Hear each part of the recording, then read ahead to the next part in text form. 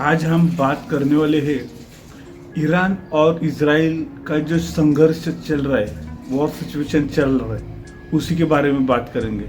But ये बात सिर्फ इजराइल और ईरान के बारे में नहीं है। तो ये खतरा आज एशिया में सारे कंट्रीज पे, पश्चिम एशिया पे ये खतरा मंडरा रहा है। चाहे इसमें इंडिया हो, पाकिस्तान हो या फिर ईरान हो, इजराइल हो, सारे देशों पे ये खतरा मंडरा रहा है। सो ये इतना डेंजर सिचुएशन है कि अगर इसमें ऑलरेडी ईरान ने इजराइल पे अटैक किया, इजराइल ने ईरान पे अटैक किया, अब जो सिचुएशन निकल के आ रहा है वो सिचुएशन के बारे में अगर हम लोग थोड़ा डिस्कस करें तो इसके बारे में हमें इसका सीरियसनेस समझ में आएगा। जैसे कि हम सबको पता है, ईरान ने ऑलरेडी इजराइल पे अटैक किया था, जिसमें कि उन्होंने 200 से 300 ड्रोन और मिसाइल का यूज़ करके उन पे अटैक किया। पर इजराइल का एयर डिफेंस सिस्टम बहुत ही तगड़ा था, स्ट्रांग था, एडवांस था। इसके वजह से वो बच गए, उस सिचुएशन से निकल गए। हार्डली 2 या 3% मिसाइल उन पे जाके हिट किया था। पर जब इजराइल ने ईरान पे अटैक किया तो उनके पास इजराइल के एडवांस टेक्निक का कोई भी तोड़ ईरान के पास नहीं था।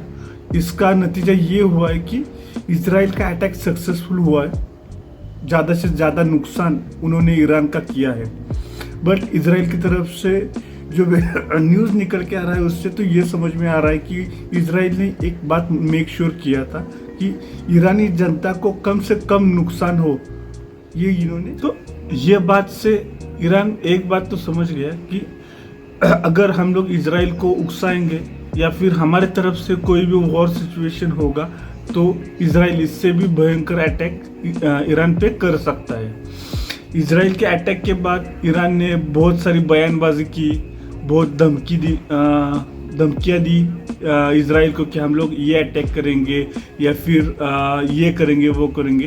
पर अभी ईरान का ऐसा इस सिचुएशन में नहीं है कि वो इजराइल पे दोबारा अटैक करे।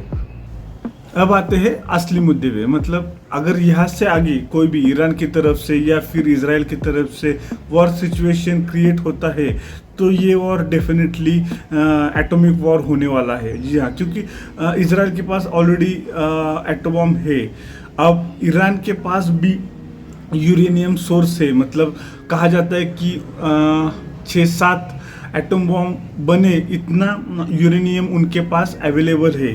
हाँ, और एक बात है कि जो कि ये वॉर को बहुत सीरियस बनाने वाली बात है, जैसे कि उनके पास ऑलरेडी माइनिंग है जहाँ से वो लोग यूरेनियम निकल रहे हैं। ओके, तो माना ये जा रहा है कि ऑलरेडी उनके पास यूरेनियम है। अगर वो लोग बाकी के टेक्निक्स अवेलेबल करवा लेते हैं खुद के कंट्रीज़ में या फिर उनके दोस्त कंट्रीज से, तो एटलीस्ट यहाँ से 10 से 15 दिन ईरान को लगेंगे एटम बॉम्ब बनाने के लिए।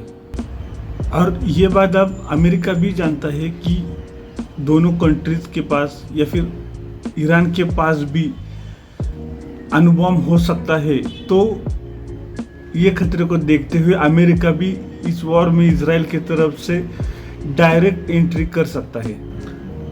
अमेरिका किस तरह से इस वॉर को या फिर इस सिचुएशन को हैंडल कर रहा है, एक इस बात से समझ में आएगा कि ऑलरेडी अमेरिका ने 4 कंपनीज को बैन करके रखा है। मतलब ऑलरेडी बैन किया हुआ है, जो कि जिसमें से 3 कंपनी चीन की है और एक बेलारूस की है।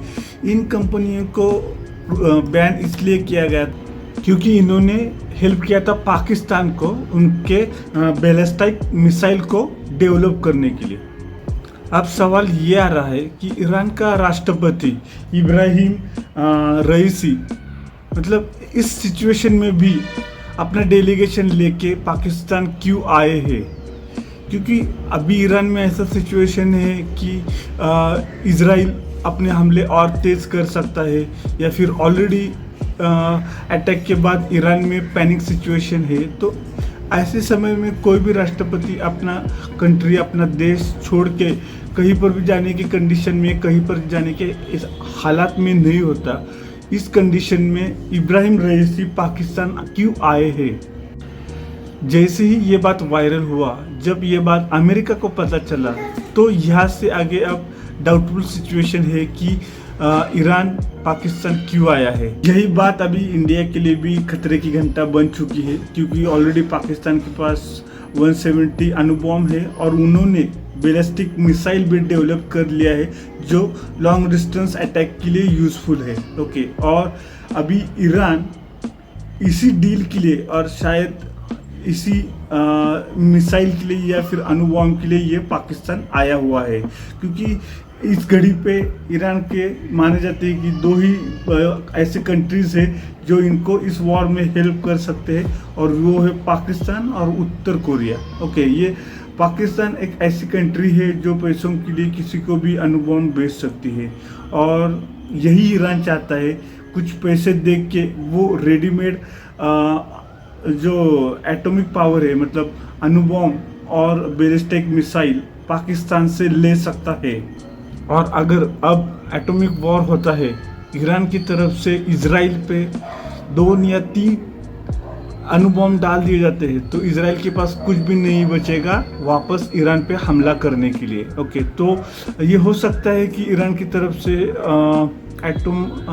एटॉमिक वॉर शुरू कर दिया जा सकता है, या फिर अगर इजराइल को इस बात की भनक भी लग जाती है कि ईरान ऐसे कुछ हमले की तैयारी कर रहा है, तो ये सेल्फ डिफेंस में पहले ही एटॉमिक वॉर शुरू करके ईरान पे एटम बॉम्ब डाल सकता है, और ईरान को हेल्प करने के चक्कर में इजराइल पाकिस्तान पे भी अटैक कर सकता है। सो एज ए इंडियन हम लोग तो ये नहीं चाहेंगे कि ये एटॉमिक वॉर शुरू हो, या फिर ना ही ईरान इजराइल ईरान पे अटैक करे, और ना ही इजराइल पाकिस्तान पे अटैक करे, क्योंकि अगर इजराइल पाकिस्तान पे अटैक करता है तो डेफिनेटली वो टारगेट करेगा पाकिस्तान का एटॉमिक सेंटर, जो कि कहुटा में है, और कहुटा ना वो भारत पाकिस्तान बॉर्डर के को लग के ही है। सो ऐसा ना हो जाए कि इसके कुछ इफेक्ट भारत को भी फेस करने पड़े, और यही बात है कि ये एक इंडिया के लिए भी खतरे की साइन बन चुका है, और हम लोग यही चाहेंगे कि ये वॉर ना हो।